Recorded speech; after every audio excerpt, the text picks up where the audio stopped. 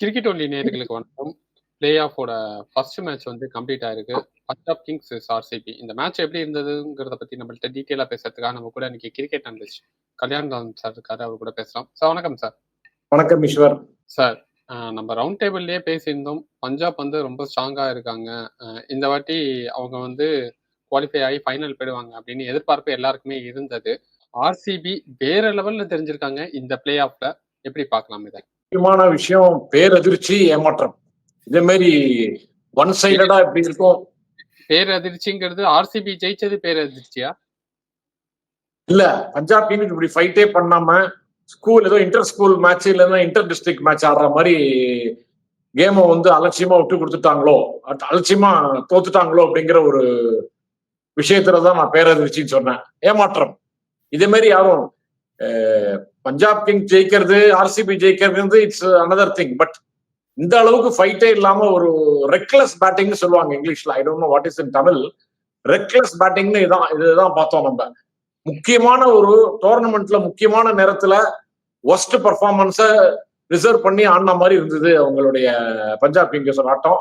இதை எதிர்பார்க்கல. இது ஒரு பெரிய ஏமாற்றம். Anyway congratulations to RCB and Patidar in particular. they stormed into the final. அவங்கள வந்து நம்ம பாராட்டி ஆகணும்.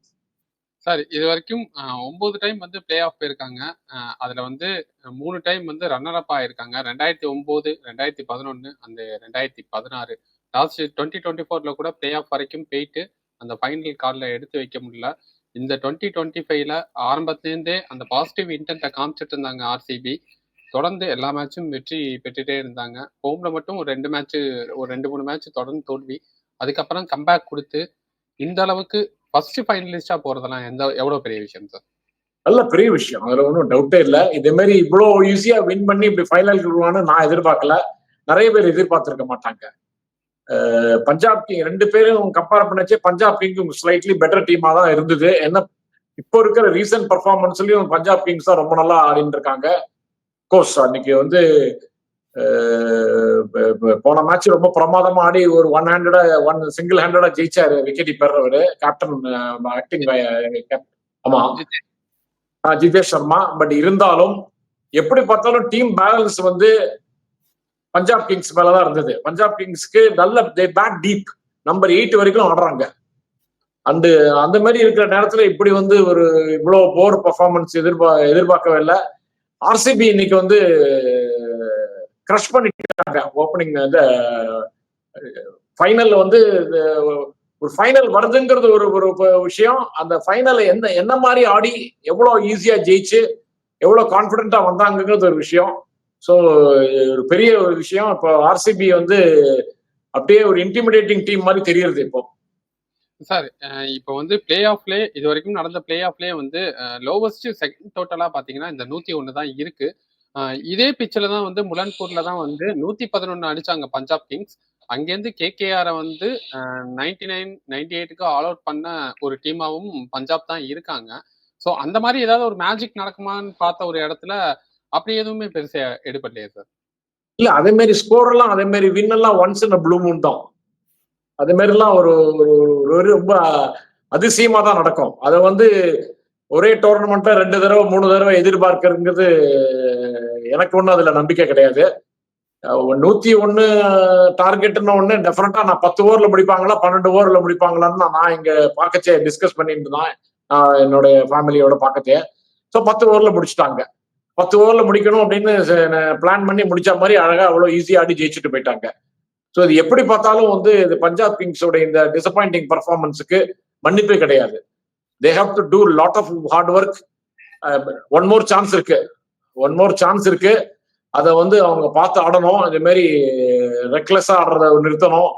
அண்ட் டீம் வந்து இன்னைக்கு வந்து ஃபிட்னஸ் இருந்ததா என்னன்னு தெரியல. இதற்கு யஜுவேந்திர சேகல் அவரை வந்து ஒருவேளை இம்பாக்ட் பிளேயரை கொண்டு வரதுக்கு பதிலா அவங்க பேட்டிங் ஃபெயிலியர் ஆனாலும் அந்த முஷீர் கானை கொண்டு வந்தாங்க. அவர் ஸ்பின்னும் போடுவார் அப்படின்னு. இல்ல சார், அவர் வந்து சகல் வந்து இன்னைக்கு பெஞ்ச் தான் சார். முஷீர் கான் தான் அந்த சப் லிஸ்ட்ல இருந்தாரு. சேகலை வந்து வெளியில ஒதுக்கி வைக்கிறதுங்கிறது ஒரு சாதாரண விஷயம் இல்லை. அவர் வேலை ஃபிட்னஸ் இல்லாம இருந்திருக்கலாம். பட் இவர் முஷீர் கான் வந்து ரொம்ப டிசப்பாயிண்டிங் இன்னைக்கு. இம்பாக்ட் பிளேயரா ஒரு கோல்டன் ஆப்பர்ச்சுனிட்டி கிடைச்சது. ஒரு நின்னு கடைசி 2 ஓவர் வரைக்கும் வெயிட் பண்ணிட்டு அப்புறம் ஒரு 10-15 ரன் அடிச்சு ஸ்கோரை 125 130 கொண்டு வந்திருந்தா அவருக்கு ஒரு நல்ல பேர் கிடைச்சிருக்கும். அவரும் வந்து அவரோட ஃப்ரண்ட் லைன் பேட்ஸ்மேன் ஆன மாதிரி அவரும் அலட்சியமா ஆடிட்டு அது வேற ரிவ்யூ வேற கேட்டுட்டு அது யாரும் பாருங்க, ஒரு யங் பிளேயர் 20 வயசு கூட ஆள் அவருக்கு ஃபர்ஸ்ட் ஆப்பர்ச்சுனிட்டி கிடைக்கிறது, இம்பாக்ட் பிளேயரா இறக்கியிருக்காங்க. அவர் வந்து துளி கூட நான் ஸ்ட்ரைக்கரை கூட கன்சல்ட் பண்ணாம அவர் உடனே ரிவ்யூ கேட்கிறாரு, அம்பையர் ரிவ்யூவை. ஸோ இதெல்லாம் வந்து இதே மாதிரி பிளேயர்லாம் ரொம்ப இப்ப வர யங் பிளேயர்ஸ் எல்லாம் பார்த்தா சில எல்லாம் பார்த்தா அவங்களுடைய இதெல்லாம் அதிசயமா ஆச்சரியமாவும் இருக்கு. இதெல்லாம் வந்து நம்பவே முடியல எனக்கு. அவருடைய பர்ஃபார்மன்ஸ் பிகினிங்ல ரொம்ப புவர். சார் ஆர்சிபியோட அந்த பவுலிங் யூனிட் எப்படி பாராட்டாம இருக்க முடியும் சார்? ஹேசல்வுட் கம்பேக் கொடுத்துருக்காரு ஆர்சிபிக்கு. அங்கேருந்து அவங்க எடுத்தாங்க. புவனேஸ்வர் குமார் வந்து ஒரு பிரேக் த்ரூ கொடுத்தாரு. பிரப் சிம்ரன் வந்து பேக் டு பேக் 2 4 அடிச்சாரு. அதுக்கப்புறம் எகைன் ஷாட்டுக்கு போகணுங்கிற அவசியம் இருக்கா சார் அந்த இடத்துல? அதான் சொல்றேன், அதுக்கு தான் ரெக்லெஸ் பேட்டிங்கிறேன். ஸ்பெக்டாகுலர் போலிங் ஆஃப் ஆர்சிபின்னு தான் இந்த இவங்களுடைய பஞ்சாப் கிங்ஸோட ஃபெயிலியர்னு சொல்லவும் முடியாது. எதுவுமே ஒன்றும் இவர் ரொம்ப நல்லா போட்டாரு, ஹேசல்வுட் ஆஸ் யூசுவல் நல்லா போட்டார். புவனேஷ்குமார் டீசன்ட் போலர், நல்லா தான் போடுறாரு. பட் இதே மாதிரி வந்து ஒரு பவர் பிளேல 5 விக்கெட் லூஸ் பண்றது, 50 ரன்னுக்கு 47 ரன்னுக்கு 49 ரன்னுக்கு எல்லாம் 5 விக்கெட் லூஸ் பண்றது எந்த மாதிரி பிச்சிலும் எந்த போலிங்கும் ஒத்துக்க முடியாது. அதுவும் இன்னைக்கு போட்ட போலிங் வந்து ஒன்னும் டெட்லி போலிங் அப்படியே அன்பிளேயபிள் போலிங் எல்லாம் ஒன்றும் கிடையாது. இதுக்கு வந்து பஞ்சாப் கிங்கோடைய எக்ஸ்ட்ராடினரிலி புவர் பேட்டிங். அதை தவிர வேற எதையும் நம்ம எந்த போலரையும் வந்து அப்படியே ரொம்ப ரொம்ப சிறப்பா போட்டாங்க, ரொம்ப அப்படியே அன்பிளேயபிளா இருந்தது, அப்படியே ஆட்டமே பேட்டிங்கே ரொம்ப அப்படியே டஃபா இருந்ததுன்னு சொல்றதுக்கு வாய்ப்பே இல்லை. அப்போ பவுலிங் அந்த அளவுக்கு அவங்க போடல, பட் ஆனா பேட்டிங் வந்து அந்த அளவுக்கு போற ஆடி இருக்காங்க. Very very bad, very poor batting. இதை வந்து இதுக்கு எக்ஸ்கியூஸே கிடையாது. இதுக்கு வந்து அவங்க எக்ஸ்பிளைனே பண்ணி அவங்க டிஸ்கஸ் பண்ணி அடுத்த இதுல வந்து அடுத்த ஆப்பர்ச்சுனிட்டியில அவங்க வந்து கரெக்ட் பண்ணணும். இல்லைன்னா ரொம்ப ரொம்ப மோசமான இதுவா தான் இருக்கும். டோர்னமெண்ட் ஆயிடும் அவங்களுக்கு. எவ்வளவு தூரம் ஜெயிச்சு நாக் அவுட் வந்ததுல நாக் அவுட்ல இப்படி ஆனதுல வந்து அவங்களுக்கு வந்து பெரிய கெட்ட பேர் இது. இதை வந்து கரெக்ட் பண்றதுக்கு அவங்க எல்லா நடவடிக்கைகளும் எடுக்கணும். பவர் பிளேல பாத்தீங்கன்னா 48க்கு 4 இருந்தது. அதுக்கப்புறம் ஏதாவது ஒரு பிளேயர் வந்து ஆங்கர் இன்னிங்ஸ் எடுத்துட்டு போயிருக்கணும். பட் ஏன் அதை யாருமே பண்ணல? அதுதான் சொல்லிட்டு இருக்கேன். யாருமே அவுட் ஆன விக்கெட் அதுக்கப்புறம் 4 விக்கெட் வந்ததுக்கு அப்புறம் பாருங்க எல்லாருமே ஸ்ட்ரோக்குக்கு போய் அவுட் ஆனதுதான்.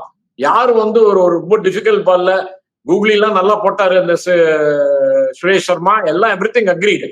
பட் எதுவுமே ஒரு 2 பால் டாட் பால் ஆனா என்ன ஏதாவது இதுவாயிடுமா? ஒன்னும் பெரிய விஷயமே இல்லை. இதுக்கு சொன்ன மாதிரி ஒரு 2 ஓவர் கூட மெய்டன் ஓவர் ஆடினா கூட நத்திங் ராங். ஒரு 10 ஓவர் 12 ஓவர் வரைக்கும் ஒரு 5 ஓவருக்கு விக்கெட் லூஸ் பண்ணாம கடைசி 8 ஓவர் 7 ஓவர்ல கொஞ்சம் கொஞ்சமா ரன் ரேட் இன்க்ரீஸ் பண்ணி லாஸ்ட் 2-3 ஓவர்ஸ்ல 30 ரன் 40 ரன் அடிச்சா கூட 140 கொண்டு வந்திருக்கலாம் ஈஸியா. That is what many teams. நீங்க சொல்ற இந்த விஷயத்தை யார் சார் பண்ணிருக்கீங்க? கோர்ஸ் கேப்டனே ரெக்லெஸ் ஷாட்ல தான் அவுட் ஆனாரு. ரொம்ப படு மோசமான ஷாட் அவரு கேப்டன். அதுகிட்ட எதிர்பார்க்கவே இல்லை. அது இப்போ இருக்கிற ஸ்ரேஷ் ஐயருடைய ஃபார்மா இருக்கட்டும், அவருடைய ஆட்டிடியூடா இருக்கட்டும், எல்லாத்தையும் பார்க்கச்சு அவர் அதை மாதிரி அவுட் ஆர் நான் எதிர்பார்க்கல. டெஃபினட்டா எல்லாருமே ஹோல் டீம் கலெக்டிவா நம்ம வந்து கலெக்டிவ் பெர்ஃபார்மன்ஸ் தான் பஞ்சாப் கிங்ஸோட ஸ்ட்ரென்த்னு சொல்லியிருந்தோம்னா அதை வந்து அதுக்கு ஆப்போசிட்டா நீங்க பெர்ஃபார்ம் பண்ணிட்டாங்க. அது வந்து இன்னொரு ஆப்பர்ச்சுனிட்டி இருக்கு. அதனால ஒரு ஃபுல் இதுல ஃபுல் ஸ்விங்ல போய் அடிச்சு பார்க்கலாம், விக்கெட்டை பத்தி லூஸ் பண்ண வேண்டாம், keep batting keep hitting the ball அப்படின்னு ஆடினாங்களான்னு தெரியாது. அப்படி ஆடினாங்கன்னா அது பெரிய தப்பு. அதை வந்து அந்த தப்புனால என்ன நடந்திருக்குங்கிறது அவங்க புரிஞ்சுட்டாங்க. அதனால ஒருவேளை செகண்ட் ஆப்பர்ச்சுனிட்டியில கரெக்ட் பண்ணி ஆடலாம்னு எதிர்பார்க்கலாம். சார் ஜாஸ் இங்கிலீஷ் பாத்தீங்கன்னா லாஸ்ட் மேட்ச்ல அந்த மேட்சை வந்து ஒரு சிங்கிள் ஹேண்டடா நின்று மேட்சை முடிச்சு கொடுத்தாரு.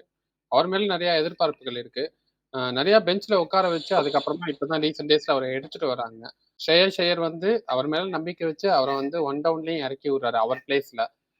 பட் அவருமே சரி அந்த லூஸ் ஷாட்ல தான் அவுட் ஆனாரு. எவ்வளவு ஃபார்ம்ல இருந்த பேட்டர் அவரு. அதான் சொல்றேன், என்னால நம்பவும் முடியல. எப்படி ஒரு கிரிட்டிக்கல் மேட்ச்ல அதுவும் ஒரு ஒரு அப்படியே ஃபைனல் டச்சிங் டிஸ்டன்ஸ்ல வந்துட்டு அந்த மேட்ச்ல போய் இப்படி ஆடினது வந்து நம்பவும் முடியல. ஏன் இப்படி எந்த அளவுக்கு இவ்வளவு அலட்சியமா ஆடினாங்கிறத இன்னும் என்னால நம்பவும் முடியல. இது அது ஆச்சரியம் தான். இது வந்து நம்ப முடியாத ஒரு அதிர்ச்சி தான் அது. பஞ்சாப் வந்து 101க்கு ஆல் அவுட் ஆயிட்டாங்க. விராட் கோலி பேட்டிங் பண்ணிட்டு இருந்தாரு. ஸ்டார்ட் ஆஃப் த இன்னிங்ஸ்லேருந்தே நல்லா பேட் பண்ணி நல்லா ஸ்கோரை கொண்டு வந்துட்டு இருந்தாரு. அவர் அவுட் ஆனதுக்கு அப்புறம் அங்க டக் அவுட்ல உட்காந்துட்டு ரொம்ப அனிமேட்டடா இருந்தாரு சார். அவருக்கு வந்து ஆல்மோஸ்ட் அவருக்கு கடைசி ஆப்பர்ச்சுனிட்டி ஐபிஎல்ல வின் பண்றதுக்கு அந்த ஸ்டேஜ்ல வந்துட்டாரு. இன்னும் எத்தனை வருஷம் ஆடுவான்னு தெரியாது, இன்னும் ஒரு வருஷம் ஆடலாம். இது வந்து கோல்டன் ஆப்பர்ச்சுனிட்டி, அந்த லெவலுக்கு வந்தாச்சு. அதனால அந்த நேரத்தை அந்த எக்ஸைட்மெண்ட்ல இருக்குச்சே அவருக்கு வந்து டீம் வந்து வின்னிங் பொசிஷனுக்கு வந்த உடனே அவரால் அவருடைய சந்தோஷத்தை அடக்கிக்க முடியல. அந்த சந்தோஷத்துக்கு நியாயமான சந்தோஷம் தான் அது வந்து. அதனால எக்ஸைட்டடாவே இருந்தாரு. அப்படியே full focus on the match. Out ஆனதுக்கு அப்புறமும் ஏதாவது அதிர்ச்சி நடக்கக்கூடாது அப்படிங்கிற ஒரு எதிர்பார்ப்புலயே அப்படியே கேம்ல ஃபுல்லா இன்வால்வ்டா இருந்தாரு. அதுதான் அவருடைய strength. Virat Kohli first innings பார்த்தாலுமே அதே மாதிரி தான் இருந்தாரு. ஆன் கிரவுண்ட் ஃபுல்லாவே இருந்தாரு. பவுலர் கிட்ட போய் பேசுறதாகட்டும், ஃபீல்ட் செட் பண்றதாகட்டும், ஃபீல்டிங்ல ஆகட்டும், எல்லாத்தையுமே அனிமேட்டடா தானே இருந்தாரு. ஆமா, அவருடைய பிளஸ் பாயிண்டே தான். விராட் கோலி வந்து கேம்ல வந்து ஃபுல் ஃபோக்கஸ். எந்த கேமா இருந்தாலும் சரி, அவர் ஆடுற கேம் எதுவா இருந்தாலும் சரி, whether it is Ranji trophy, whether it is IPL or test match or one day international, எதுவா இருந்தாலும் அவர் வந்து கேம்ல அவருடைய இன்வால்வ்மெண்ட், அவருடைய ஃபோக்கஸ் வந்து ஃபுல்லா இருக்கும். என்தூசியாசம், இன்ஃபேக்ட் ஓவர் என்தூசியாசத்துல நிறைய இதெல்லாம் பண்ணிடுவாரு. ஓவர் எக்ஸைட்மெண்ட்லயும் ஓவர் என்தூசியாஸ்லயும் தப்பு பண்ற ஆள் தான் அவர். அந்த அளவுக்கு கேம்ல இருக்கிற வந்து அந்த எனர்ஜி, அவருடைய என்தூசியாசம், அவருடைய இன்ட்ரெஸ்ட், அவருடைய கமிட்மெண்ட் எதுவுமே வந்து அன்மேட்சபிள். அதுதான் அதே தான் இன்னைக்கு இந்த கேம்ல பார்த்தோம். அதுவும் இப்ப ஃபைனல் வந்துட்டோங்கிற ஒரு இது நம்பிக்கை வந்துருத்து அவருக்கு. அந்த நம்பிக்கையில துளி கூட ஒரு செட்பேக் இருக்கக்கூடாதுங்கிற ஒரு இன்ட்ரெஸ்ட்ல அப்படியே கேம்ல அப்படியே இன்வால்வ் இருந்து அப்படியே அனிமேட்டடாவா இருந்தாரு. அது ஒரு அது ஒரு தேவைதான். அதை கொஞ்சம் எக்ஸஸா இல்லாம பாத்துக்கணும். சில சமயத்துல எக்ஸஸா போயிடுவாரு. பஞ்சாப் வந்து உங்களுக்கு கிடைச்ச அந்த வாய்ப்பை வந்து இந்த மேட்ச்ல தவற விட்டாங்க சார். இது ரொம்ப அதான் சொல்றேனே, இது எதிர்பார்க்காத ஒரு பெரிய ஏமாற்றத்தை கொடுத்திருக்காங்க. இத வந்து எப்படி இந்த மாதிரி கிரிட்டிக்கல் கேம்ல இவ்வளவு மோசமா ஆனாங்கன்னு எனக்கு ஒன்னும் என்னால நம்பவே முடியல. என்னால இந்த அதிர்ச்சியில இருந்து நானே ஒன்னும் மீளல, இப்படி இவ்வளவு மோசமான ஆனதை பார்த்துட்டு. ஸோ அதுக்கு வந்து அவங்க டெஃபினட்டா வந்து fortunately for them second chance இருக்கு. அண்ட் இப்போ எலிமினேட்டர்ல யாரு ஆடி ஜெயிச்சுட்டு வரப்போறாங்களோ அவங்களோட ஆட போறாங்க. ஸோ ஒரே ஒரு பிளஸ் பாயிண்ட், ஜெமிசன் ஒரு 2 ஓவர் நல்லா போட்டாரு. ஜெமிசன் வந்து ஃபர்ஸ்ட் ஓவர் ரொம்ப நல்லா போட்டாரு, செகண்ட் ஓவர்லயும் நல்லா போட்டாரு, தேர்ட் ஓவர்ல தான் சரியா போடல. ஸோ அவர் வந்து மார்க்கோ ஜான்சனுக்கு ஒரு சரியான ரீப்ளேஸ்மெண்டா தான் தெரியுறாரு. அடுத்த மேட்ச்லயாவது அவர் அவங்களுக்கு வந்து 2வது ஸ்பின்னர் வேணும், நல்ல ஸ்பின்னர் வேணும். முஷீர் கான்லாம் வந்து too young and too inexperience to make an impression in a critical match. அதுவும் நாக் அவுட் மாதிரி ஆயிடுச்சு. இதுவாது ஒரு சான்ஸ் இருந்தது, இப்போ அடுத்த சான்ஸ்ல ஆட போறாங்க. அடுத்த கேம்ல தோத்தாங்கன்னா அவங்க they are out of the tournament. இவ்வளவு நல்லா ஆடி டோர்னமெண்ட் பூரா நல்லா ஆடி கடைசியில 2 மேட்ச் சரியாகாம வெளியில போனாங்கன்னா அது வந்து பெரிய பெரிய ஒரு டிமாரலைஸ் ஆயிடும் டீம். இன்ஃபேக்ட் அது வந்து team management R team owners யாருக்குமே வந்து ஒரு திருப்தி இருக்காது. அதனால அவங்க வந்து அடுத்த கேமை நல்லா பார்த்து செலக்ஷன் 1 or 2 செலக்ஷன்ஸை இன்னும் கிரிட்டிக்கலா சேஞ்ச் பண்ணிட்டு நல்லா ஆடுவாங்கன்னு எதிர்பார்க்கலாம். ஏன்னா அவங்க நல்லா ஆடி இருக்காங்க, நல்லா வந்திருக்காங்க, இது வரைக்கும் வந்ததுனால இதை கோட்டை விடக்கூடாது. 2வது தடவை நழுவ விட்டாங்கன்னா அவங்கள வந்து அவங்க they have to blame themselves. யாரையும் அவங்க குறை சொல்ல முடியாது. ஓகே சார், பார்க்கலாம். ஐபிஎல் 2025ல முதல் அணியா ஃபைனலுக்கு கால் எடுத்து வச்சிருக்காங்க ஆர்சிபி. இன்னொரு வாய்ப்பு இருக்கு பஞ்சாப்க்கு. அந்த வாய்ப்பை எந்த அளவுக்கு யூஸ் பண்றாங்க அப்படிங்கறத வெயிட் பண்ணி பார்க்கலாம் சார். இவ்வளவு நேரம் உங்க கருத்துக்களை சொல்லுங்க சார். ஒரே ஒரு சின்ன பாயிண்ட், நம்ம நேற்று டிஸ்கஷன் நம்ம பேனல் டிஸ்கஷன்ல பண்ணோம். பட்டிடார் கேப்டன்சி வந்தா நல்லா இருக்கும் திருப்பி அப்படின்னு சொன்னோம். நான் கூட நம்ம பேனலிஸ்ட் ரமேஷ் கூட சொன்னதை ஃபர்ஸ்ட் கட்டன் ரைஸ்ல சொன்னதை கூட ஞாபகப்படுத்தினேன். அது மாதிரி வந்தாரு, ஜெயிச்சுட்டாரு.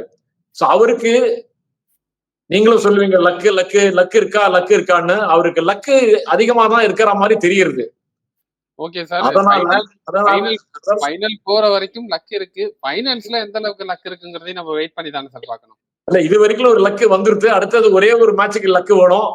வரத்துக்கு சான்ஸ் நிறைய இருக்குன்னு தான் என்னுடைய எண்ணம். Okay sir. நீங்க எல்லாரும் அவருக்கு லக் இருக்குன்னு சொல்லியிருக்கீங்க. அவர் வந்தது இந்த மேட்ச்க்கு வந்ததுக்குமே ஜெயிச்சதுக்குமே ஒரு லக்கும் ஒரு ஃபேக்டர் அப்படின்னு சொல்றீங்க. ஃபைனல்ஸ்ல இந்த லக் எந்த அளவுக்கு அவருக்கு யூஸ்ஃபுல்லா இருக்க போகுதுங்கிறத வெயிட் பண்ணி பார்க்கலாம் சார். 18 வருஷமா கப்புக்காக காத்திருக்கிற 2 அணிகள் மோதுனாங்க. அதுல ஒரு அணி ஃபைனல்ஸ் போயிட்டாங்க.